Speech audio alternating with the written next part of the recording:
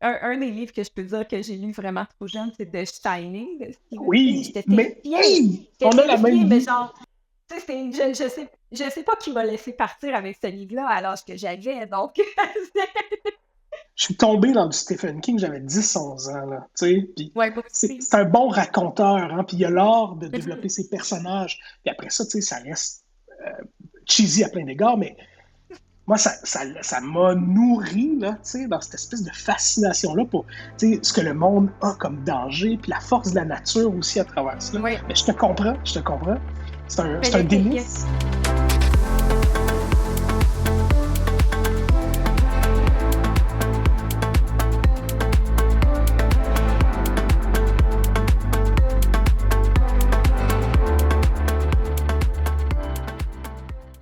Bonjour Mishka, comment tu vas? bonjour André, je vais très bien. Ouais. Euh, Qu'est-ce qui se passe à Sherbrooke ces temps-ci? Ben, Sherbrooke, c'est le printemps. On sort, on bouge, puis moi, c'est des pauses. Tu sais, pendant l'hiver, j'ai des périodes où je suis beaucoup en enseignement à l'université, ou c'est des périodes d'écriture, tout ça. Puis là, j'ai l'impression que je revis un peu plus, je sors un peu plus, puis je redécouvre le monde. Ouais. As-tu l'impression de moins bien écrire l'été parce que t'es genre distrait par la nature? J'écris moins l'été, j'écris plus OK. l'hiver. Ouais, c'est peut-être une belle façon de le voir. Tu sais, c'est comme si l'été, je retourne dans l'espace autour, dans la nature, puis tu sais, je suis plus contemplatif, je suis moins productif. C'est peut-être Ah ouais, OK. un espèce de petit balancier qui se rythme un peu avec les saisons. Mais tu sais, je le dis, dans l'absolu, c'est pas tout à fait ça tout le temps, mais un peu plus. Tu sais, je vais avoir plus le réflexe d'être en travail là, pendant l'automne ou l'hiver. Mais là, tu sais, moi tu sais, de ce que je lis de toi, la place du territoire est tellement forte. C'est-à-dire que sais, Mhm. le rapport aux éléments, le rapport à l'organicité de ce qui est autour, tu sais, la présence des éléments, la présence de la nature, en fait, la force de la nature. Tu sais, il y a du Hemingway là, dans ce que tu écris, dans le sens où tu sais, la nature devient un personnage en soi, puis tes personnages, je trouve qu'ils sont comme on les aborde comme des territoires qu'on découvre, tu sais, puis il Ouais. y a énormément de jeux qui s'installent dans la façon dont ils s'expriment ou dans la façon dont ils évoquent leurs relations l'un par rapport aux autres, les uns par rapport aux autres, où on a cette idée-là de la force de la nature, tu sais, qui les investit, même qui les régit dans leurs instincts, tu sais. Ouais, ça joue quand même. Il y a. Je crois qu'une des choses qui joue beaucoup dans mon écriture, c'est le fait que. euh, bon, je veux dire, je suis pas à Montréal. J'ai jamais été à Montréal non plus dans cette espèce d'urbanité-là. J'habite en ville, dans une plus petite ville du côté d'Ottawa. Mais il y a quand même un rapport très différent avec l'urbanité puis la nature à Ottawa qu'il y a à Montréal. Un peu le même genre de rapport qu'il y a à Sherbrooke, j'ai l'impression, où est-ce que la nature, elle est juste là. Puis on sent qu'elle est juste à côté, puis qu'il y a une espèce de frontière floue entre l'urbain et la nature. Puis une frontière qui est constamment un peu bousculée, puis travaillée, qui grince un peu. Puis je crois que c'est cette frontière-là qui m'a beaucoup inspirée au cours des dernières années. Admettons, l'été passé, l'été 2023, gros été de feux de forêt un peu partout au Canada. On a eu des gros feux. Mais à un moment donné, il y a eu un assez sévère incendie de forêt à 150 km d'Ottawa. Donc, c'était très, très, très pour le fait que c'est, bon, la capitale du pays, que c'est un milieu urbain. Là, il y avait un feu de forêt assez intense qui a été, bon, éteint en 2, 3 semaines autour de Calabogie, qui est 140, 150 km d'Ottawa. Puis on savait que ça approchait. On sentait qu'il y avait quelque chose dans l'air, que ça s'en venait. Puis, cette espèce de contraste-là entre l'urbain et le naturel, puis ça a toujours été ça. Je veux dire, c'est ici que j'ai grandi aussi, donc ça a toujours été La fin de semaine, c'est très facile de partir puis d'aller dans le bois. Même, je veux dire, pendant longtemps, tu pouvais même amener des skis puis des raquettes puis des patins dans les autobus de la ville pour t'en aller juste à l'extérieur de la ville parce que l'autobus t'amenait là pour aller faire du ski. Donc, il y a toujours eu ce rapport-là de la frontière qui m'a fascinée. Mais toi aussi, tu sais, t'en as dans tes textes, cette espèce de frontière-là entre la ville et la nature, je pense à genre s'effondre les vidéoclubs où est-ce qu'on a le, le, Le lac, le lac en train de mourir avec cette espèce de village, on sent, ouais. vidéoclub de village sur le bord. Puis il y a ce rapport-là entre l'urbain presque et la nature presque aussi parce qu'elle est comme en train de se désagréger. Peut-être. Moi, je suis pris dans cet univers-là. J'ai grandi dans un petit village. Ben, c'est le village Saint-François-Xavier-de-Brompton de Ceffonds, des vidéoclubs. C'est une vraie affaire, hein. Ce lac-là, c'est un vrai lac très malade là, dans ce village-là. Là. C'est un des 7 lacs les plus malades au Québec. Là, tu sais. Puis, euh, moi, j'ai grandi avec l'interdiction d'aller dans le lac. Puis C'est ça. la façon dont, tu sais, je veux dire, avec des amis, on chassait des grenouilles, mais on trouvait des grenouilles à 3 pattes, puis on savait que c'était pas normal, là, tu sais, ou des grenouilles à 6 pattes, puis des éléments où tout à coup la nature, tu sais, il y a des glitches dans la nature, puis, tu sais, ça devenait un objet de mystère puis de fascination qui était fort, puis il y a eu C'est cette fin-là de vidéoclub qui s'est mêlée à cette nature-là, tu sais, puis mais moi, j'ai grandi dans ce village-là aussi avec le. C'est comme si cette nature-là, c'est à la fois quelque chose qui crée un enfermement sur le village. Tu sais, j'étais loin, par exemple au secondaire, j'étais loin d'amis, je ne pouvais pas les visiter souvent. Tu sais, même en, chose, même- ouais. en même temps, c'était aussi un moyen de m'évader. Tu sais, plus jeune, je me sentais pris dans ma maison, je me sentais pris dans ma famille, je me sentais pris dans mon village. Puis la nature, elle m'offrait cette porte-là, cette solution-là cette impression-là d'enfermement qui était très fort. Puis je pense que tout mon univers est constamment là-dedans, là, tu sais, cette idée-là d'enfermement et de position avantageuse ou des fois désavantageuse qu'offre la nature autour de ça. Tu sais, Ah, c'est vrai. mes personnages sont souvent conditionnés par ce rapport-là à cette nature-là qui les enferme, qui les isole. En même temps, c'est parfois ce qui les libère, tu sais, ou c'est parfois ce qui les amène à se transformer pour pouvoir se sortir de cette emprise-là. Tu sais, je me rappelle jeune de passer beaucoup de temps dans la forêt, par exemple, tout près C'est du ça. village. Puis, j'étais très contemplatif, là. Je n'étais pas la personne qui créait toutes sortes de camps, puis qui était en action dans la forêt. J'étais plus fasciné, j'étais en écoute, puis je trouvais ça chaotique, tu sais. Euh, J'aimais le débordement de la forêt, j'aimais entendre les animaux crier, j'aimais tout ce que j'avais l'impression qui s'y jouait comme vie. Puis ça m'a beaucoup, beaucoup inspiré, tu sais.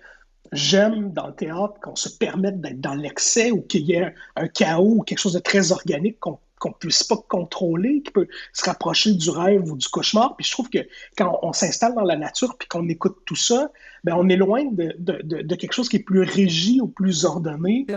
Peut-être ma fausse conception que j'ai de la ville, là, qui offre un espace qui est plus régi. Tu sais, si quelqu'un crie en ville, ben on va être fasciné, puis ce sera pas très fréquent, tu sais, puis ça peut nous déranger. Alors que si on entend crier, ce qui est vivant dans la c'est nature, ça. il y a quelque chose qui est naturel, puis tu sais, ça fait appel à des possibles qui tout à coup sont le fun à examiner puis à réfléchir. Là. Ouais. Mhm. Ouais, moi aussi, c'est ça. J'ai passé quand même beaucoup de temps dans la forêt. Mes parents avaient un chalet, mon père a encore une terre pour la chasse.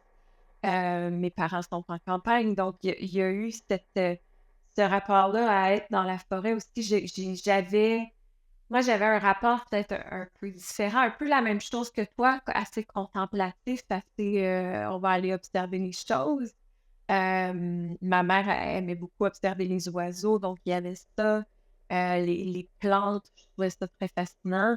Mais j'avais aussi le rapport de à l'adolescence, genre, je suis tellement tannée de ce bois, puis je voudrais être en ville avec mes amis, tout ça. Puis je me suis un peu réfugiée, moi, dans tout ce qui était de la fiction. Je lisais de manière maladive.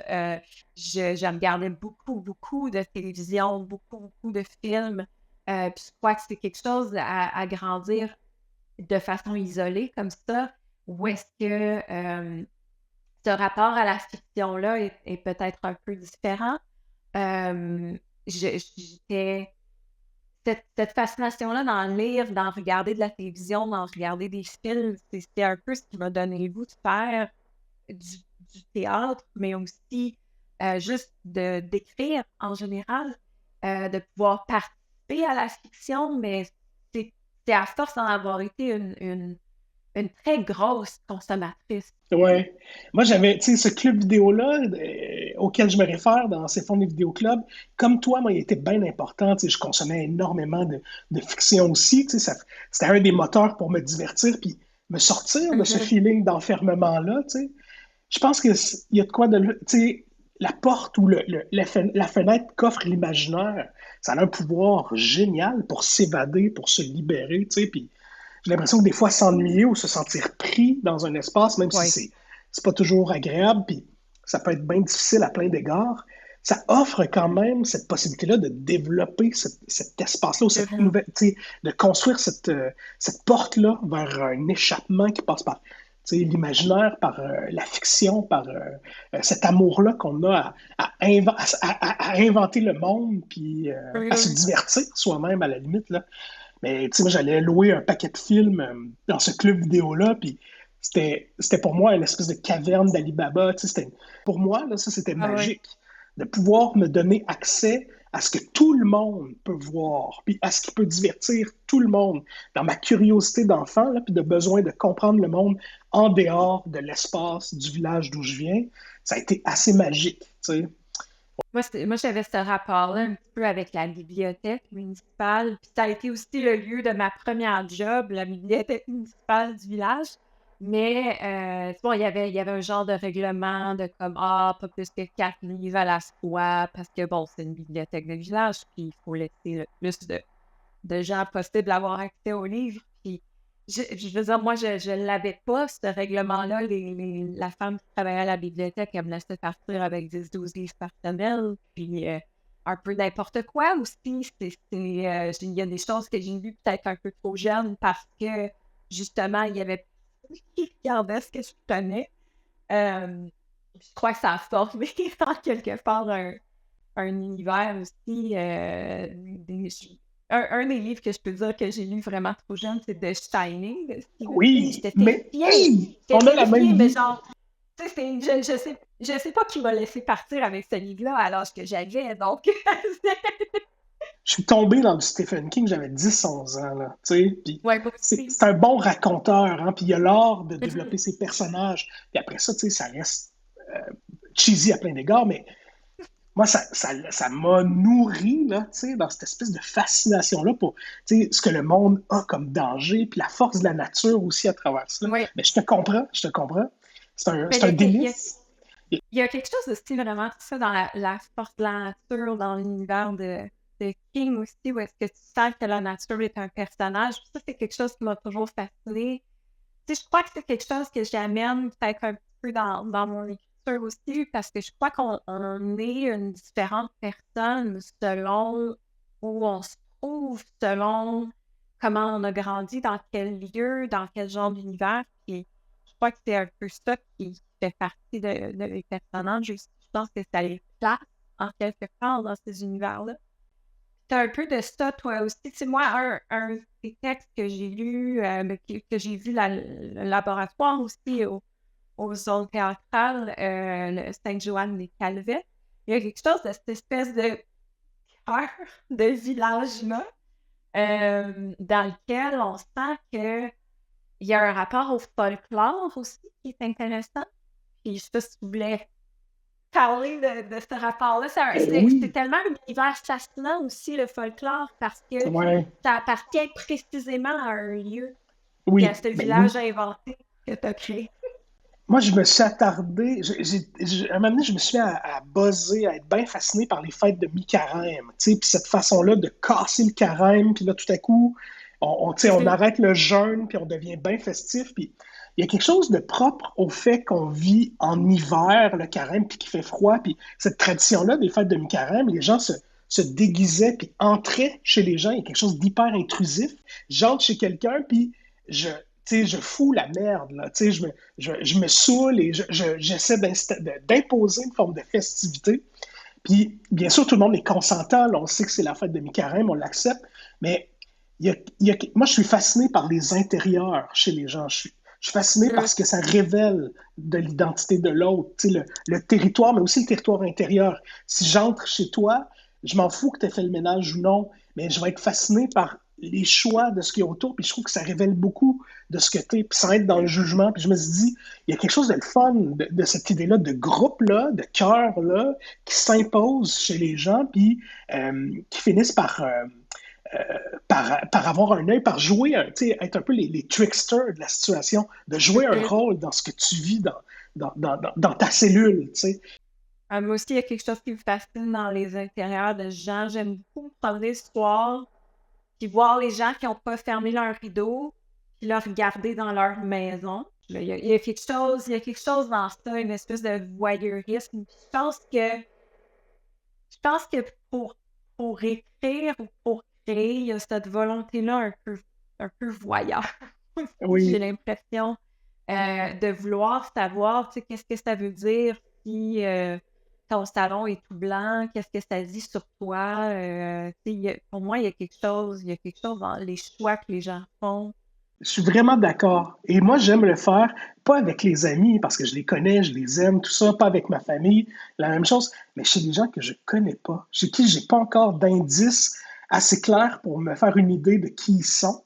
Et, tu sais, je veux dire, pour moi, ce serait une fabuleuse expérience théâtrale que d'entrer chez des gens que je connais pas sans qu'ils soient là, d'essayer de comprendre qui ils sont. Tu sais, puis qu'on m'assure que ce sont de purs inconnus, là. Tu sais, cette idée-là, là, ce que ça révèle de l'identité, comment aussi ça fait travailler mon imaginaire ou tu sais, ma conception de ce petit microsystème-là, ça me fascine beaucoup. Là. Ouais. Il y a quelque chose aussi qui me fascine en termes de lieu tout pareil dans la banlieue. Qui est un univers que je connais pas parce que, bon, en ce moment, j'habite en ville, j'ai grandi en campagne. Cet entre-deux-là de la banlieue, c'est pas quelque chose que je connais, mais le genre de maisons toutes pareilles, dans des rues qui ont toutes des noms d'arbres. Puis, il y a quelque chose qui me fascine dans ces univers. Il y a quelque chose de fascinant avec ça, hein, tu sais, l'espèce de volonté de reproduire un modèle dans lequel on sera bien. Tu sais. Mais tous ces drames-là qui se déroulent quand même puis qui finissent par euh, teinter l'ambiance, puis tacher les murs, puis tu sais, la, la force de la nature qui reprend le dessus inévitablement, même dans ces endroits-là qui sont formatés tu sais, pour vendre cette idée-là de cette belle vie-là. À Sherbrooke, il y a énormément de ça. D'ailleurs, tu sais, à Sherbrooke, en ce moment, tu sais, il y a eu des protestations récemment parce qu'on s'est rendu compte que non seulement il y a plus de noms de rues qui sont des noms d'hommes, mais il y a plus de noms de rues qui sont des noms de roches, des noms de fleurs, des noms d'arbres que des noms de femmes. Tu sais. C'est quand même fascinant. Là. Tu dis des quartiers complexes, c'est des noms de fleurs, des quartiers complexes, c'est des noms de roches. Puis, tu sais, on a comme cet instinct-là de rendre ça très impersonnel, d'habiter sur la rue Saphir, puis que là, toutes les maisons soient pareilles sur la rue Saphir, par exemple, comme si ça permettait de construire complètement son univers à travers ça, puis de définir son histoire à ta façon. Là, ouais. Qu'est-ce qui, là, on remonte à plus loin, mais qu'est-ce qui fait que t'as, c'est large comme question, mais c'est quoi qui t'a mené vers le théâtre, à écrire pour le théâtre? J'ai un peu, je veux dire, j'écrivais un peu au secondaire. J'ai eu un super prof de français qui m'a convaincu que écrire, ça pouvait être une carrière. Dans une autre vie ou dans un autre monde, moi, j'ai étudié pour être comédienne. Fait que c'était vraiment là que je pensais que je m'en allais jusqu'à, bon, une maîtrise en écriture littérature, mais tout mon bac en théâtre était pour jouer. J'ai joué. Je faisais ma maîtrise, je jouais en même temps. Pendant ma maîtrise, j'écrivais un show parce que c'était une maîtrise en création. Euh, j'ai continué à jouer par après un peu aussi. Mais à un moment donné, on dirait qu'il y a eu un déclic. Vraiment, il y a eu un moment où écrire était devenu comme une évidence. Je me disais, c'est vraiment la chose qui m'intéresse le plus, la chose qui j'ai l'impression que c'était la chose que je faisais le mieux entre les deux. Euh, mais dans l'écriture pour le théâtre, il y avait quelque chose qui était différent de la littérature en termes de euh, c'était destiné à être un processus de groupe. Il y avait ça qui me fascinait. Le groupe, puis l'équipe, puis la gang, c'est quelque chose que je voulais, mais je voulais écrire. Fait que j'ai l'impression que c'était l'évidence ou c'était la chose qu'il fallait faire. Et Ah, toi? hey, ça ressemble beaucoup. Moi, j'ai commencé par étudier en jeu aussi. Puis, tu sais, j'aimais beaucoup ça. Puis, tu sais, moi, je me disais, c'est sûr que dans la vie, je suis comédien. Puis, tu sais, puis très vite, je me suis dit, ben, OK, tu sais, ça va. Je passe à travers le processus. J'arrive dans une école de théâtre. Tout ça, mais vite, j'ai trouvé qu'il y avait plein de limites. Puis que ça me satisfaisait pas tant. Puis, quand je repense à ça, je me dis, mais est-ce que c'était tant jouer que plutôt de faire partie du processus que tu aimais, tu sais? Ouais. Mais je pense que c'était pas ça, puis ça m'a pris un peu de temps, c'est presque par accident que je me suis dit, ah non, c'est beaucoup plus la mise en scène et l'écriture qui me drive, puis maintenant, jouer, ben c'est fini, là, tu sais. Je suis venu étudier en enseignement à Sherbrooke, après avoir étudié en théâtre. Mais très rapidement, tu sais, je me suis mis à travailler avec des compagnies ici à Sherbrooke, puis avec des amis comédiens, on a développé une troupe, puis vite, c'est ça qui m'a amené à écrire, parce que je me disais, ah ben là, tu sais, on peut bien jouer du répertoire, puis jouer tel auteur, mais on avait envie d'écrire nos propres histoires. Puis Mhm. là, vraiment, vite, en commençant à écrire, j'étais passionné par ce que ça voulait dire. Puis comme toi, c'est parce qu'il y avait l'idée du groupe, parce que j'étais pas Ouais. seul. Ça installait une conversation avec les gens avec qui je créais. Il y avait ce rapport-là du être ensemble. Puis tu sais, Mhm. cette extension-là qui fait que tu écris pour le théâtre, puis tout ça, ce être ensemble, il se passe jusqu'à la fin. Parce qu'à la fin, c'est pas un spectateur individuellement qui va recevoir ton texte. C'est plein de gens ensemble, puis ça va être livré par souvent plus d'une personne sur scène, puis ça va impliquer plein de gens qui ont travaillé derrière, et tout ça, ben, ça va se vivre ensemble, tu sais. Tu sais, je me souviens avoir lu David Mamet qui parlait du fait que euh, il disait, ben, et au fond, c'est faire du théâtre, c'est rêver à l'envers. Je l'aime beaucoup. Tu sais, on rêve, puis après avoir fait son rêve, on l'analyse. Au théâtre, c'est le contraire. Tu sais, on ramasse l'information, on a nos points, tout ça. Puis à un moment donné, on part, puis là, on articule tout ça un peu comme si on rêvait là, ensemble. Puis j'aime la façon dont ça prend une place qui est importante, que je pense qu'on peut retrouver juste au théâtre. Tu sais, d'être ensemble avec plein de gens, là, puis tout à coup vivre le buzz d'imaginer le monde en dehors du cadre du réel habituel. Puis je pense que ça fait partie de ce que l'humain a besoin. On est dans un monde qui est très, très, très... On comprend tout, puis on veut tout s'expliquer, puis c'est bien correct en quelque part. On veut pas retomber dans l'obscurantisme, mais en même temps, on a besoin que des trucs soient magiques autour de soi. On a besoin de croire en quelque chose. On a besoin d'être mystifié par plein d'éléments. Puis je pense que le théâtre puis la fiction, c'est une réponse à ça, à ce besoin d'être enchanté ou d'être bousculé en dehors du cadre du réel. Là, tu sais. Ben, tu sais, j'ai l'impression aussi quand tu dis c'est comme rêver à l'envers, tu sais, j'ai l'impression qu'on a peut-être un même type de processus de création, tu sais, qui vient de comme ah, je suis fascinée par les fêtes de mi-carême, puis genre ah, moi j'ai eu une bizarre obsession sur les lichens puis les champignons. Puis là, qu'est-ce qu'on fait avec ça? Comment on met ça dans un show? Comment on crée des personnages qui vont avec ces obsessions-là ou ces... Est-ce que quand tu écris, tu penses beaucoup aux spectateurs? Es-tu consciente d'eux, de qui, pourquoi, comment? Est-ce que ça occupe une grande place? C'est une des choses à laquelle je réfléchis beaucoup, c'est l'image de la fin du show. Comme admettons, c'est quoi la dernière affaire avant que Feu et Lumière s'éteignent? C'est quoi qui va rester dans la tête et dans le cœur des gens quand les lumières vont se fermer? Des fois, c'est au-delà de c'était quoi la dernière réplique, mais c'est quoi la dernière image? Ça, j'y pense beaucoup. Alors, je pense plus à ça que ce que je pense au metteur en scène, généralement. Ah oui, ah, c'est intéressant. Je veux dire, j'aime ça laisser de la place au metteur en scène, puis je veux laisser un metteur en scène s'approprier le texte. Puis il y a des textes que j'ai créés, bon, en écriture de plateau, donc là, la discussion était constante, mais je pense beaucoup à ce que les gens vont recevoir du spectacle, puis moins à la, le- comment ça va se faire, comment ça va. Mais c'est super intéressant, ça, cette idée-là de tu sais, comment d'autres créateurs vont discuter, vont entrer en relation avec ce que tu fais. Moi, j'adore l'écriture de plateau, j'adore être avec une équipe dès le départ, j'adore installer ce dialogue-là avec des comédiens, avec des concepteurs, puis tu sais, que le texte soit pas l'affaire que tu mets au-dessus de tout. Tu sais. Plus la discussion, puis tu sais, qui est vraiment un dialogue qui s'installe entre tout le monde dès le départ, pour moi, c'est très, très, très profitable à la façon dont on se déjoue, tu sais, de certaines voix qu'on est plus habitué d'emprunter. Puis c'est comme si je trouve que ça a aussi un impact dans la façon de le recevoir à la fin. Tu C'est sais, sûr. on est comme plus conscient de cette idée-là du spectacle, du être Ouais, ensemble ouais.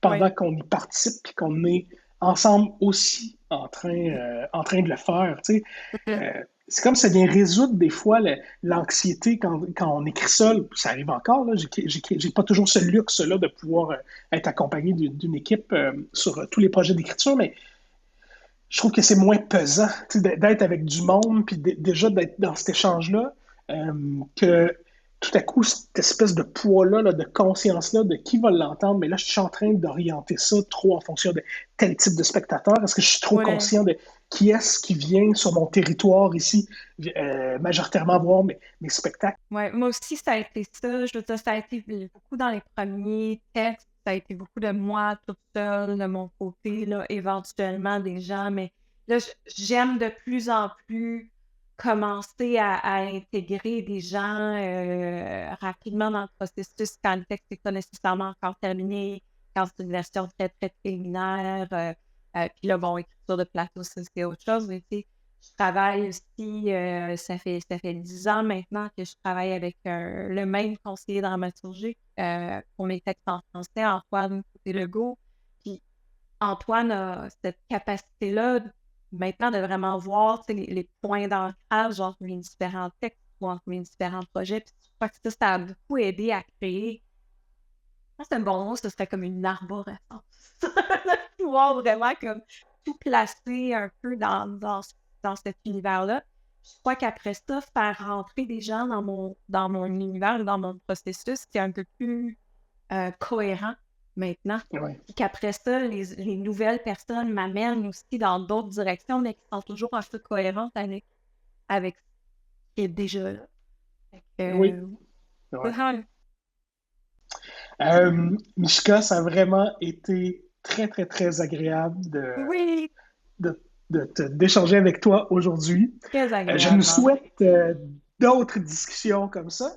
Je me rends compte qu'à plein d'égards, il y a beaucoup d'éléments similaires qui nous ont initiés vers la pratique de l'écriture théâtrale. Puis, ouais, c'est toujours le fun de reconnaître ça avec quelqu'un. Merci pour cet échange-là. Merci à toi. Moi, je voulais vraiment, c'est ça, je voulais vraiment qu'on jase, qu'on connecte parce qu'on se croise beaucoup dans des festivals comme nos zones théâtrales où est-ce qu'on n'a pas le temps de jaser, on n'a pas le temps de parler de ça. Donc, ça a été vraiment un moment privilégié. Je suis très contente. Merci, André. Merci, Mishka. À bientôt.